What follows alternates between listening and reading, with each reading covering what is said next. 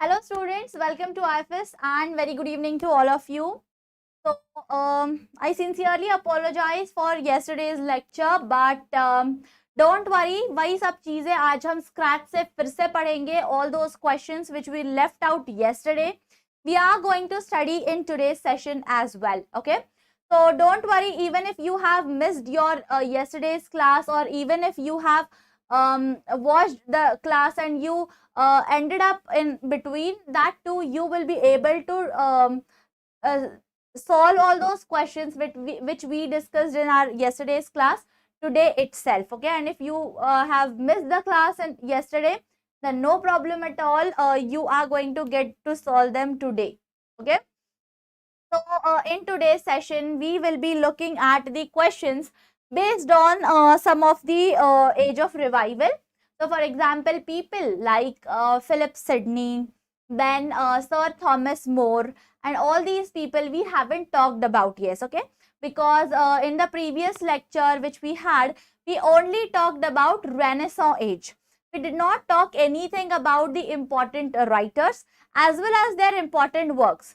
So in today's session we are going to do it. We are going to see who are the important writers of this that particular age, as well as what were their important works and which type of questions are being asked on both these topics. Okay, so without any delay, here there is another announcement to make. First of all, I'll make that announcement and then we will start with our lecture. So you can see here what this thumbnail says, that we have launched a recorded crash course for paper 1, okay, and which is going to come very soon. So you can see the price of the course, which is 999 only. So in such a minimum price, will you be able to get any course? No, right? So and also in paper 1, you are going to study each and every topic, each and every unit of paper 1. All the 10 units will be taught to you in paper 1. Okay, so that too in such a less price. So don't miss this chance, and it is going to be available for you very soon. So stay connected with us so that you will get the notification as soon as it is available for you all. Okay, and then there is another important course we are going to launch, that is live practice course for paper 2. So for example, if you are preparing for English, then this is a very good opportunity that you are getting, that you are getting to learn paper 1, which will be in recorded form, as well as you will be able to attend live lectures for paper 2. Means your both the preparation of both the papers is going to be very smooth with IFAS. So, and also you can see the price of this course. So if you are buying this course, wait, let me just highlight this. So if you are only buying the live course, then you the price of the course is 1499. That is only 1499 rupees. Plus, if you also want 1000 questions for practice, then you just have to pay how much extra? 500 rupees extra, and then you will also get this. Okay, 1000 practice questions, which is a very good thing. And you can also see all the features of the course, duration of the course, and still if you have any doubts, any queries, you can contact to our you can visit our website, which is www.ifasonline.com, or you can call on the number provided there and you can take all the required details of the course as well. Okay, so this is a very good opportunity for you all students. Please don't miss this opportunity. Please enroll in the class and get a chance to study with us, study with the best educators, and this study, that too in a very minimum price, and we will be teaching you each and every topic in detail, okay, which you will not find anywhere else. So don't miss this chance. Enroll as soon as possible. Okay, so yes, with this we will start for today's question round. So here is the first question in front of you. which says the first Englishman who wrote under the influence of Greek studies was. Who was this first man who wrote under the Greek influence? Okay, sorry. Yeah. Who was that man? We have already spoken about him in our yesterday's class. It was Sir Thomas More. Okay. So he was from the age of revival. We studied him. Okay. And what was the significance? That he was the first Englishman who wrote under the Greek studies. And if you will see the Utopia, his very famous work, it is written, it is actually influenced. He wrote this work under the influence of Greek. So Utopia word is taken from one Greek word. And that Greek word, you have to find it out, okay, and tell it to me in the comment section. So, yes, I have given you the background of it. So, who was it, the person? It was Sir Thomas More, okay. And how you can remember him? With his work, Utopia, okay.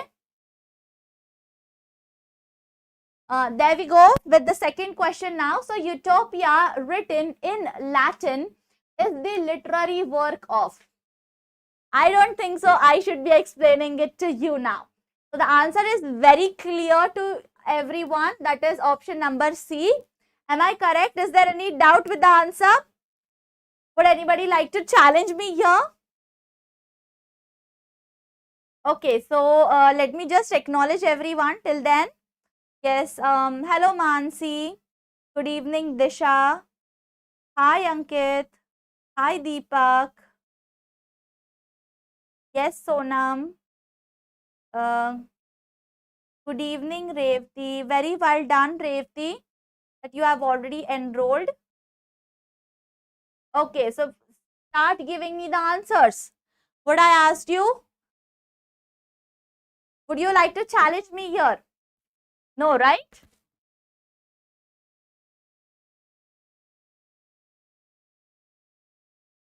Yes, I'm waiting for your replies.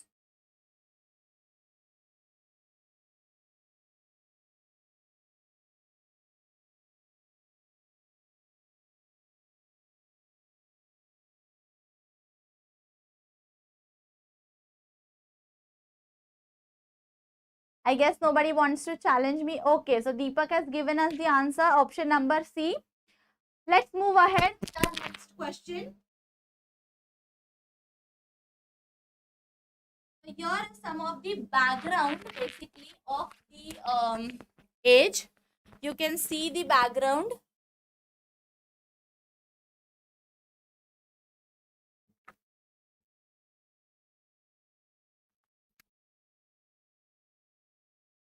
That Sir Thomas More was his lifespan was from 1477 to 1536, and was the first person to write of a utopia, a word used to describe a perfect imaginary world. More's book imagines a complex, self-contained community set on an island.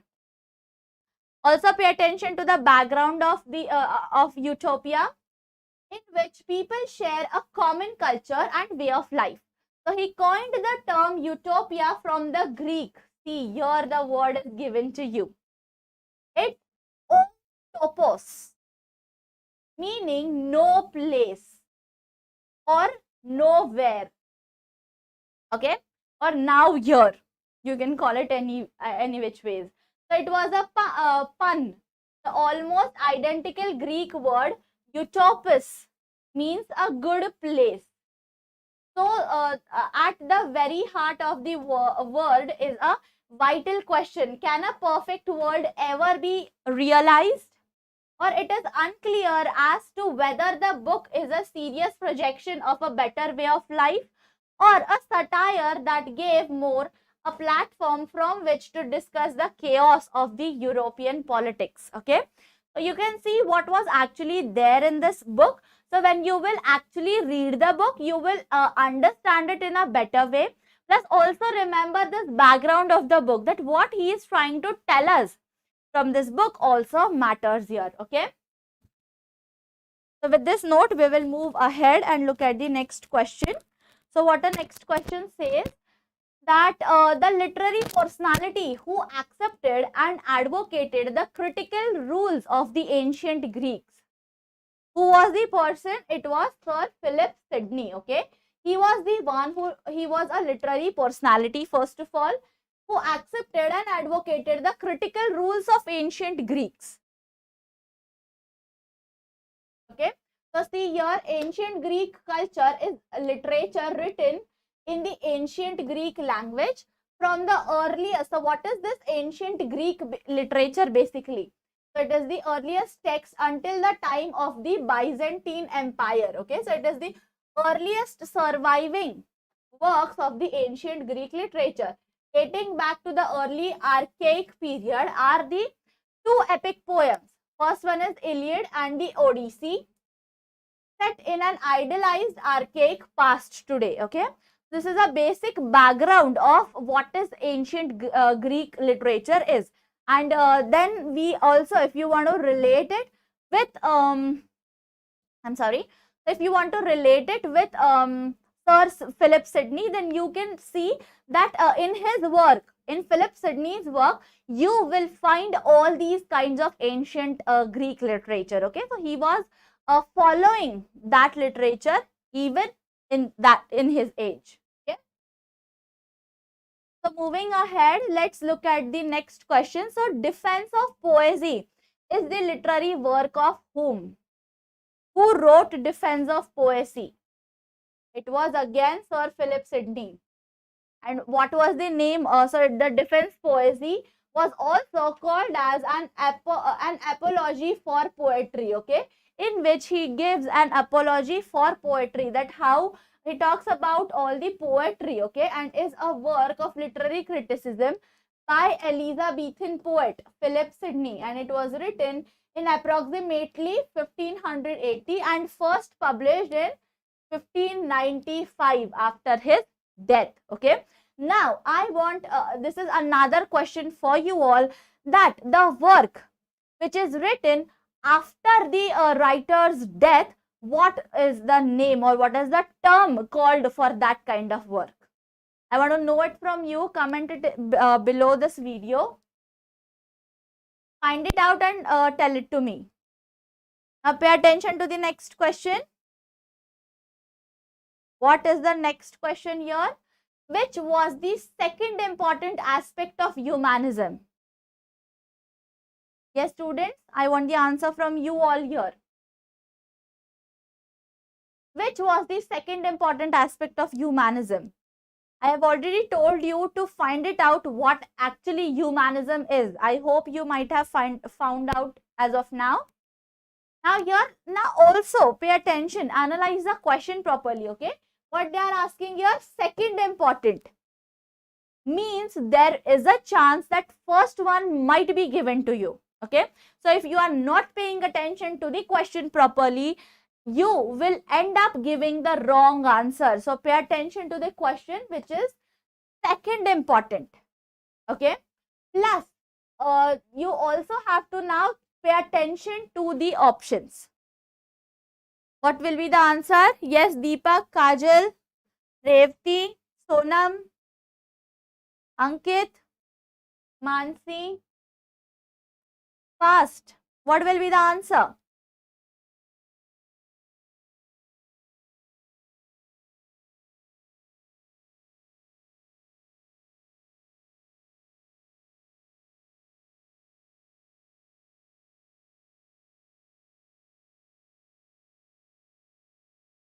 Okay, why nobody is answering? Where are you all? Are you not paying attention to the question? Never mind, I'll give you the answer. So it's basically A, that is discovery of the external universe. Okay, so what is it? It's the discovery of external universe was the second important humanism aspect of humanism. Let's look at the next question now.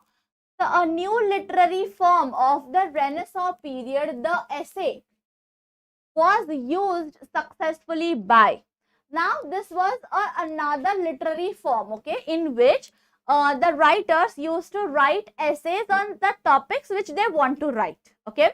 Now, it was successfully used by whom? So, basically, it was successfully used by Bacon. How? Let's look at. So, first of all, we will have a short historical background or the biodata of Bacon, and then we will find what are these essays all about. Okay. So, his complete name is Francis Bacon. His lifespan is from 1561 to 1626, and he was English philosopher, was instrumental in the development of the scientific revolution, okay, in the late 18th century, even though he had passed away centuries before. The scientific revolution, ये जो term है, it was on the Francis Bacon, okay, was an important movement that emphasizes Europe's shift towards modernized science, okay, in fields such as mathematics, physics, astronomy, biology, and chemistry, okay. And it was an extension of the Renaissance period, which then led to the Enlightenment, which brought advances across all areas of human endeavor, okay. So, this is a basic background of what actually Francis Bacon did, okay. So, this is something you have to remember. You will pay attention what are these essays all about. So, they are religious meditations, places of persuasion and dissuasion. Seen and Allowed was the first published book by the philosopher, statesman and jurist Francis Bacon. The essays are written in a wide range of styles, from the plain and unadorned to the epigrammatic as well. Okay, so these are the forms in which these essays were written. Yes, okay, Deepak, I have acknowledged your answer. I guess there is some lagging in this video, so I'm getting your answers little late. Please bear with me. Okay. So, yeah, moving ahead with the next question. Pay attention to the next question. What our next question says. So, in drama, who probed down into deep recessions of the human passion in the 16th century? Now there will be some writers who might have probed recessions, but what they are asking about the 16th century, okay, and that too in drama. So, you have to stick to drama. First of all, you have to find out who were the key figures of the drama. So, if you will say these three of them were there, Jonathan Swift was not in 16th century, I guess. Then who left? It was Christopher Marlowe, okay. And what he did, actually, he was the person who was part of this recession, okay. Then the author of UFAS is in prose writing during the Renaissance period was. Who was the author of UFAS? UFAS, it was the John Lilly. What is this UFAS? It's an anatomy of wit, a didactic romance written by John Lilly, was entered in the Stationer's Register to December 1578, okay, and published that same year. So, first of all, it was just registered, okay. That time it was not published. When was it registered? So, also don't get confused between this date. It was not published on this date. It was published, it was registered, okay, in the Stationer's Register. And in the same year it was published, but the date is not given here. And it was followed by UFAS and his England, registered on 25th July 1579, but not published until spring of 1580. So, these are some of the background that you have to pay attention, okay.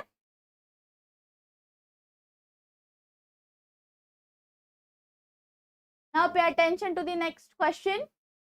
Who wrote his Arcadia in the form of fiction in prose writing in the Renaissance period? Who wrote it?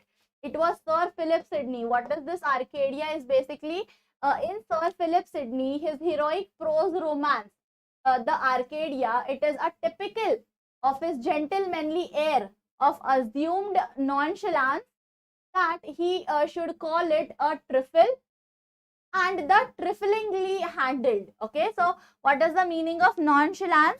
Means the silenceness, the quietness or the calmness that he showed in his writings. Okay, and yes, so whereas it is in fact an intricately plotted narrative of 1,80,000 sorry, yeah, it's 1,80,000 words. Okay,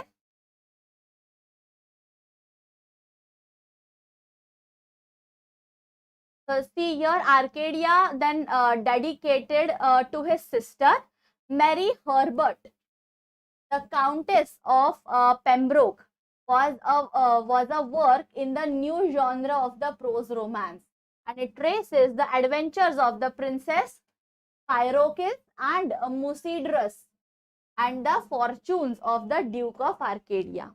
Okay. Now the next question. So the literary work of Spencer in prose writing in the Renaissance period was. Now here they are asking about Edmund Spencer. Which was his work? We have already talked about it. It was the Fairy Queen. Now to know about Fairy Queen, let's pay attention here. So what is a Fairy Queen? The Fairy Queen is an English epic poem written by Edmund Spencer. Its book is 1 to 3 were published in 1590, then republished in 1596 together with the books 4 and 4 to 6. Okay, so first 3 volumes or first 3 books were published in 1590. Okay, and then again it was republished from first till 6th book. Okay, in the year 1596, in the span of 6 years. Okay, so this is a, and what you have to remember about Fairy Queen, that it is English epic poem. Clear? Yes, pay attention to the next question. So the period which promoted the revival of learning is. Now what are we talking about? Revival of learning. What does this revival of learning means? Reformation of learning. Earlier people used to learn, but not in a way, the way in which they started learning in the Renaissance period. Okay, so that is why it is called as revival of learning or the change of learning. So it was in the Renaissance period. Okay, now pay attention to the next question. So the essence of the movement, the revival of learning was, what was the essence? The man discovered himself and the universe. So you might have seen that at the time of Renaissance, there were so many people, for example, Columbus, then Vasco da Gama, then Copernicus. These people actually roam all over the world and they explored new things. Yeah, okay, and they discovered so many things. So man started knowing himself. He started discovering himself first, that what are his qualities, what he actually wants to do with his life. He started learning, or he actually started enjoying life in a Renaissance period, and with that he also started to discover the universe. So earlier people were limited, people were very much limited to their areas, but after Renaissance period or after the revival of learning movement, they actually started to know about the world. Okay, and they started to discover the world. So that was the objective of this movement. Okay, it was the essence of the movement, you can call it. Now if you will pay attention to the next question, along with the dash, new discoveries took place in several other fields. Along with what? New discoveries were took place? Along with revival of learning. Okay,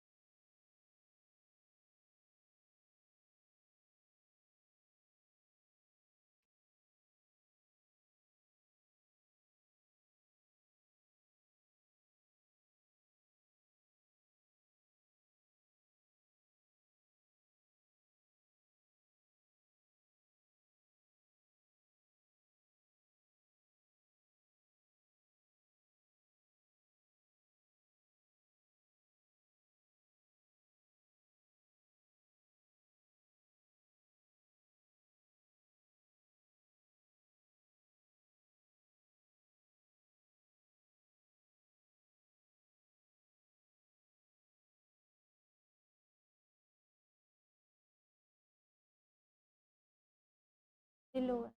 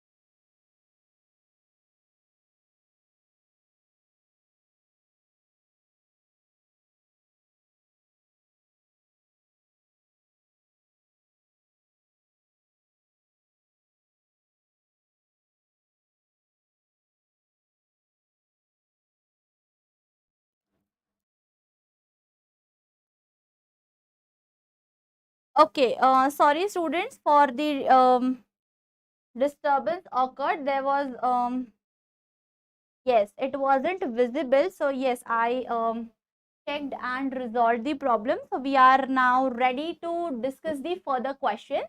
So along with the dash, new discoveries took place in several other fields, which was that it was the revival of learning. Yes, because we talked about it just now.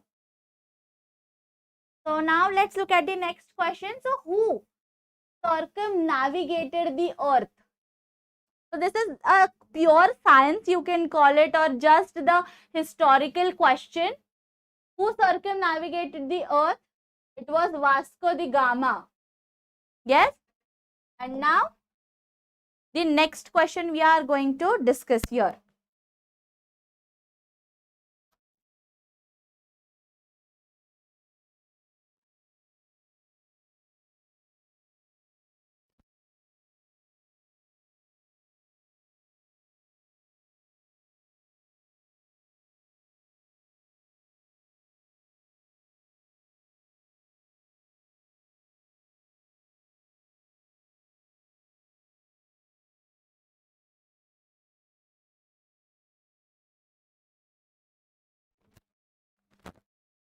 So now the last question we are going to discuss here is America was discovered by. Again, a very question which you might have also studied in your early classes, in your schools maybe. That is Columbus discovered. So this is the historical background or the questions related to this. Yes, yes, Siddharth, absolutely right. So the 15th question is very easy to answer. That is Columbus. You might have also studied it from the school days as well. But also look at this question from the literature or English literature perspective as well. Okay, don't just look at it that who discovered, it was by Columbus, but why he discovered, how he discovered is also, it is linked with the English literature. So to know about that is also very important. Okay, so we will end here for now and we will meet in tomorrow's session. Until the time we meet next, happy learning and keep revising whatever we are studying. Thank you so much.